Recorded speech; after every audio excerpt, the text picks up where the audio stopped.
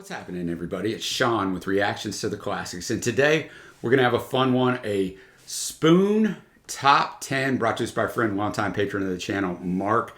Thank you, Mark. I always appreciate you and all of the patrons. I know a little bit by this band just because Mark has brought a few of their songs to our live streams, which are every Wednesday at 1 and every Friday night at 5 o'clock. Both of those are Central Time. Come hang out with us over on Twitch. The link is below. But I've never listened to any of their stuff outside of the streams. Even though I really like their stuff, it's kind of the drawback of filming these videos almost every single day. You don't have a lot of time to explore stuff for yourself. So I really appreciate you bringing this one to us. And before we jump in, Mark has a little bit to say here. He said, in my mind, a very unappreciated band, one of the most consistent acts of this century so far. I found an article in a Texas publication that said Metacritic said in 2010 they were the highest scoring band of the previous 10 years. Not sure if that's true though. I don't know if it's true, but all the research I did on all of the albums, my goodness, they're all sky high on Metacritic. So I would bet that's probably right. And I found just a little background on the band. They're an American indie rock band from Austin, Texas, formed in 1993. The band is the brainchild of Britt Daniel, who does vocals and guitars, and Jim Eno, drums, and has seen many lineup changes through their history. Critics have described their style as indie rock, indie pop, art rock, and experimental rock. They have 9 studio albums, and the 10th one was supposed to be released last year, got delayed, so I bet it will be released this year. But all that to say, let's get into this top 10. And as you see on the Spotify bar below, we're going to start out with number 10, Small Stakes, from the Kill the Moonlight album in 2002. It was the opening track of this, their 4th album. The album itself features a stripped-down minimal sound that incorporates various different instruments, such as tambourines and pianos, along with an idiosyncratic production style. The album has gone on to receive critical acclaim. This song itself, Small Stakes, features Steve Neve style keyboards and a shout out to Har Mar Superstar with lyrics alluding to class concern. So I'm going to have the lyrics up as I always do. And if this is your first time joining us, I can't play the music on YouTube because it'll get copywritten, but there's going to be a link below. You can watch the entire video and listen along with me. Thanks again, Mark. Small Stakes. That song was so strong instrumentally. That riff, I said it during the reaction, was kind of hypnotizing. I think the song itself is about the kind of the small stakes life that most of us live, just a normal, mundane life. And you know, if you have small stakes, you have small rewards, right? So I think he's kind of talking about that, just how you get in this mundane life. It starts out right away with a chorus, although the chorus changes up over the song, but small stakes give you blues, but you don't even feel taken. Don't think you've been used, because it's Friday night to Sunday. It feels all right. Keep your mind on the page. Oh yeah, small stakes ensures you the minimum blues, but you don't feel taken and you don't feel abused. Small stakes tell you that there's nothing can do. Can't think big, can't think past 1 or 2, and all right, yeah, all right. Me and my friends sell ourselves short, but feel very well. So just the idea that, you know, in this life, we don't really shoot for the stars, so to speak, to steal a cliche that the great Casey Kasem once used. But we just kind of live these lives of just wanting these little bitty things. You know, I want this. He talks about the mid-sized car later on, because my research, some people thought this was about drugs, but as you kind of delve it out, most understand that it's really just about living that mundane life with the small stakes. So that was a good one. Like I said, the instrumentation was fantastic. We're going to move on to the next song. Number 9, Rainy Taxi. From the album, we're going to skip ahead 12 years. We go to their 8th album, They Want My Soul, in 2014. This was the lead single, and it's the band's first album to feature Alex Fischel, who plays keyboards and guitar. So let's see this one. Rainy Taxi. Once again, the instrumentation. Listen to these songs with headphones. Pan, and there's a guitar on the left, and there's a different guitar on the right. So we got the dual guitars going on. You know, the song itself, 53 seconds of intro of instrumentation, nice little fade out. Rainy Taxi, so right, so he's talking about this girl who, you know, and I see this whole little version because I pulled my lyrics off Genius, where this person thinks he's talking that this woman's lost in her art and her music and everything. He's talking about the fact that this woman, like, you catch everything I never could. You believed when I gave up for good, and when you stand beside me, I could tell I'm stronger than I've ever been. But if you're gone, you know you don't come back. So I think, you know, he starts out verse 2, I came home last night, I had no good news, and if you leave, I'll never sing another tune. Like, he's just putting all this pressure on her, right? She brings out the good stuff in him. She's kind of his rock. Interesting as the outro goes, right? The outro runs, but I see here that in the liner notes, the lyrics go on past this, but it got cut. You know, the outro is just, oh, run, run, run away, oh, run, run, run, run.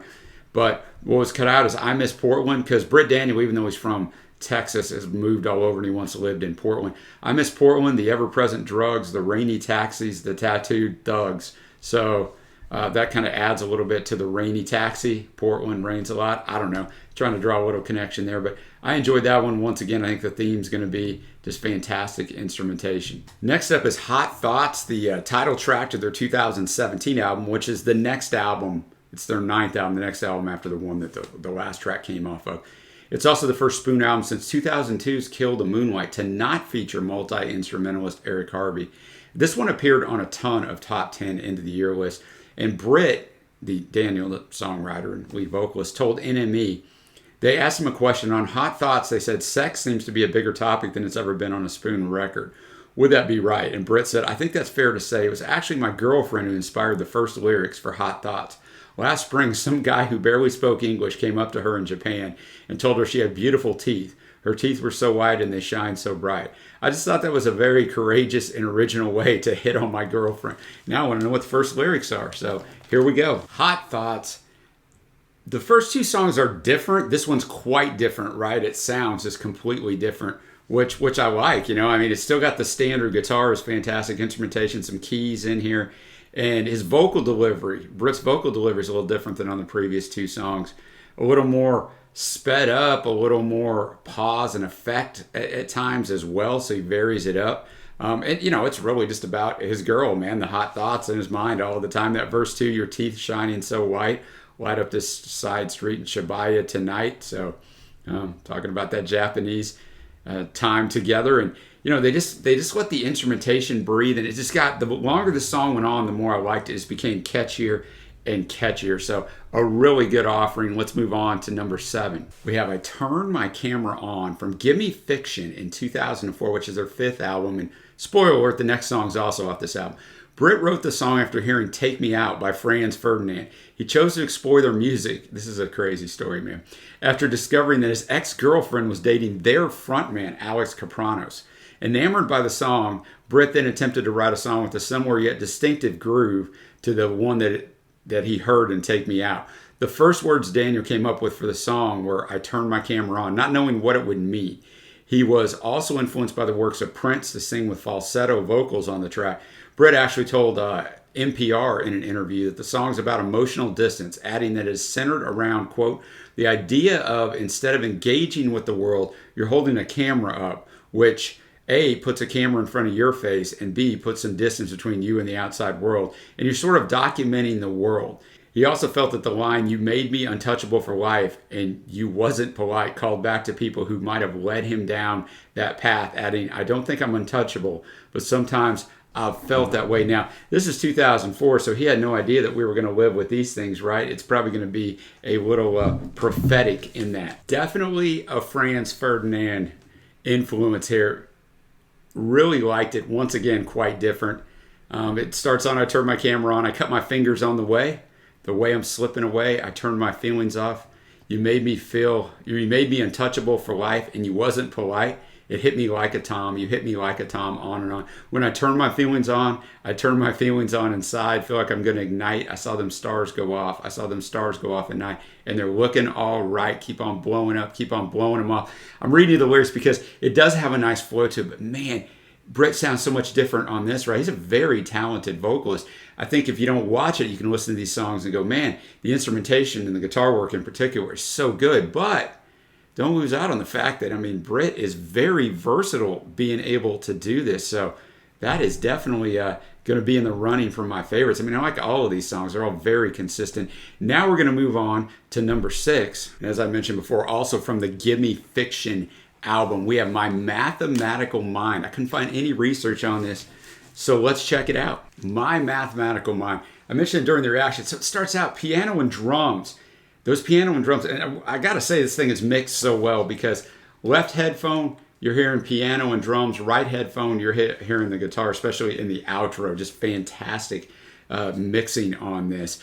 But it starts out with the drums and the piano are the dominant throughout, and then the guitars come in, and almost at the end, the guitars almost got into a shoegazy, almost My Bloody Valentine, loud, just crazy guitar, but that drumming and piano was still over here in this left ear, in that left channel, just giving you this nice sound. So instrumentally, these guys are like top notch.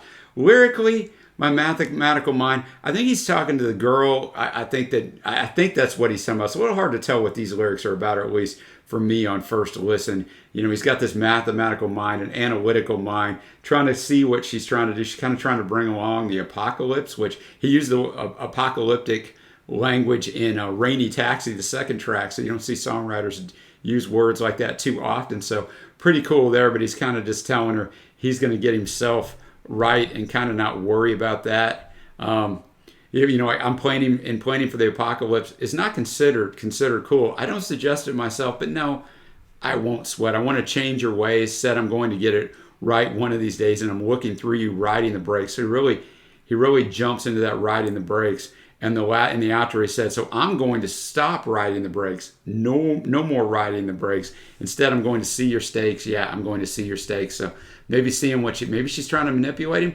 I don't really know, man. If you know what this is about, leave it for me in the comments below. We're already halfway through. It's crazy. Let's go to number 5. And next up, we have Inside Out from They Want My Soul album in 2014, the one that Rainy Taxi came out of. This is the third single from the album. Britt Daniels said to Uncut Magazine, we had a demo that was me singing on top of an 8-note toy piano. I was obsessed with Dr. Dre. So this is our interpretation of him. All right. Guess that's why these guys are so diverse. Lots of influences. All right. Inside Out. That one was definitely different, right? Almost trip hop in there, dreamy.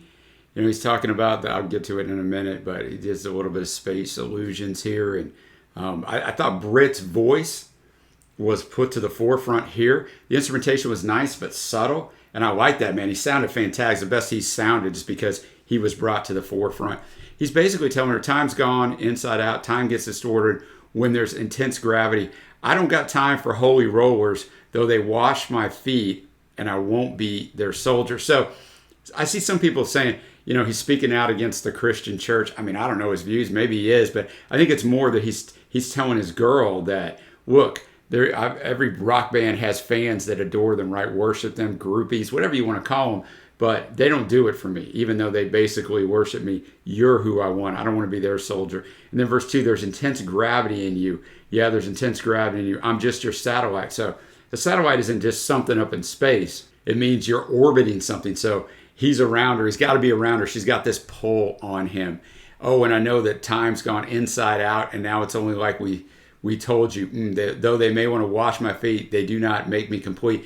Then they go into this instrumental interlude that just, it's like dreamy. It's like I'm in space a little bit. So he just kind of repeats that stuff. A nice instrumental outro. So the instrumentation was great, but Britt's voice was fantastic. Now we're up to number 4. Don't You Ever off the Gaga. Got to get those 5 in there. 2007, 6th album. It's actually a cover of the Natural History's Don't You Ever, recorded in 2004. At the beginning of this, Britt can be heard repeatedly asking, Jim, can you record the talk back? According to Britt, he was asking Jim Eno to record the talkback microphone that was being manned by producer Mike McCarthy to a separate track. McCarthy would make comments to Daniel over the talkback microphone at the studio desk as Daniel was singing, and Daniel and Eno considered McCarthy's comments to be ridiculous.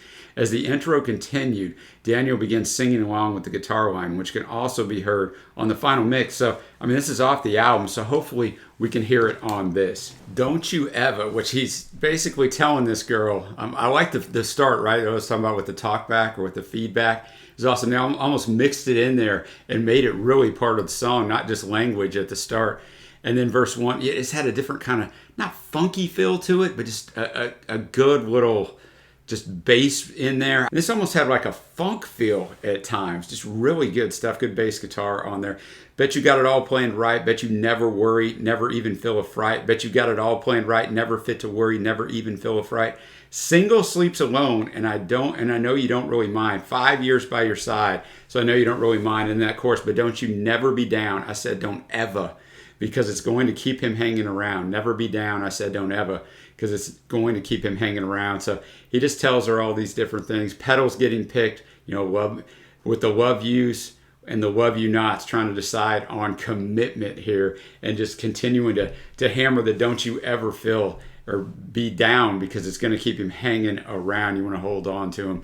Don't ever be down. So that one was a fun one. Now we're going to stay on the same album, and I know you want to hear me repeat it again. Ga, ga, ga, ga, ga. 5 of them. 2007. We got the Underdog, as you see below, as the lead single. Went to 26 on the Billboard Alternative Songs charts. Very few of these songs charted at all. A lot of them were singles, but they just didn't chart. It's featured in the 2008 film Cloverfield, the 2009 films I Love You Man and 17 Again, in the opening and ending scene of the 2011 film Horrible Bosses, and the 2017 film Spider-Man Homecoming. So the boys did well with that. They did an interview with AV Club, and here's kind of how the conversation went. AV said, "The Underdog's one of the more surprising songs on this record. It actually sounds almost like a Van Morrison song." And Britt said, "Yes, you're the first person to say it. It's always seemed like a Van Morrison song to me. And I've said it in a couple interviews, but no one's picked up on it yet. When I wrote the song, I had the chorus and a few ideas, sort of the strummy feel of it. And it seemed like a Van Morrison song to me. And then later a Paul Simon song. So I always pictured there being horns on there. It was one of the difficult ones to figure out how we were going to put it together. Then I heard the song by Ray Davies on the Thanksgiving Day EP that had him playing with the Jules Holland Orchestra. And there are horns on that song, and it made it sound like a celebration. And I decided that's the sound I want for Underdog, pitting these pretty pissed off lyrics against this horn part that sounds like a fiesta." And AV asked, "When you say you've got no fear of the underdog, that's why you will not survive. Are you the underdog, or are you the one in fear of the underdog?" Britt said, "I'm not the underdog, but, well, actually, I guess I've been the underdog. To me, it's always felt like I was talking to the big guy, the big guy in the government, and trying to tell him about some things he didn't seem to be aware of. I just think that's a pretty arrogant group of liars we've got up there, and they don't really consider the abilities of their opponents." Wow, what a build-up. Let's check this one out. Wow, the Underdog. That is a great song. I don't recognize, even though I've seen several of those movies that it's appeared in. You just don't think about it when the movie's going on. But wow, I can hear the Van Morrison in it, not just in the horn, not just because there's horns, but in his vocal delivery. And then the acoustic is so strong on this. I could see the Paul Simon influences, and also in the songwriting, I can see the Paul Simon influences. But he starts out, "Picture yourself in the living room, your pipe and slippers set out for you. I know you think that it ain't too far." So you got your pipe, your slippers are set out for you. Maybe you think you're a little better. But I hear the call of a lifetime ring, felt the need to get up for it. Oh, you cut out the middleman, get free from the middleman. Some people think this is a shot at Elektra, because they had a kind of a big issue there with a record deal there that I won't go into, or at their rep there, one of their reps there. But the chorus, "You got no time for the messenger, got no regard for the thing that you don't understand. You got no fear of the underdog, that's why you will not survive." Because people who get so arrogant, right, that have power, they don't fear anyone below them. And it's those people below them that may eventually get them, right? Or they don't respect them. I want to forget how convention fits, but I can't get out from under it. It can't all be wedding cake. It can't all be boiled away. I tried, but I can't let go of it. Can't let go of it. And then the chorus too, because you don't talk to the water boy, and there's so much you could learn, but you don't want to know.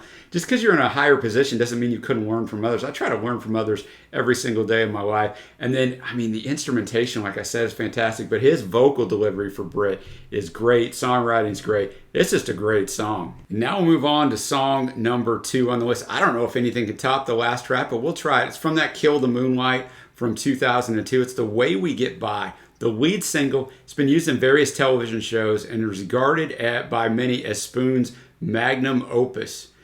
Britt, on the origins of the song, he told Pitchfork in an interview, "The first time I sang the chorus to The Way We Get By, it was just off the cuff, but I knew it was good. From that, I turned it into a glorified, effed up relationship song about a scrappy couple getting high in the back seat, making love with the Iggy Pop song Some Weird Sin, seeking out people that don't speak very much. We believe in the sum of ourselves." It's a short track. Looking forward to this with that kind of a build-up. So on first listen, I don't like this as well as the previous song, The Underdog, but I could see how it could rise up because, man, it is catchy. You saw me even at the end. I started to sing along, then I stopped myself because I want to spare you of that. But the way it's arranged with the chorus, with the piano coming in, accentuating certain notes, it really, really makes it stick in your head. And he repeats it a ton. That's the way we get by. So way we get by, so way, and he just keeps repeating it. Like, there's a lot of words to this song, even though it's 2 minutes 39 seconds, and they find a way to sneak a little instrumental interlude in there. It starts to build in verse 3. That drum comes in and really just gives it a punch. So it builds up, and then it just sticks in your head. And it's talking about the different things you got to do to get by day to day, right? I mean, it's talking about this girl. He's with a girl. We get high in the back seats of cars. We break into mobile homes. We go to sleep to Shake Appeal. Another Iggy Pop song. Never wake up on our own. They need to be together for, you can fill in the blanks why they want to be together. That's the way we get by. We go out in stormy weather. We rarely practice discern. And then that make love to some weird sin. That's the way we get by. And just found out, they go dance. They do all these different things. They bought a new bag of pot, so let's make it a new start.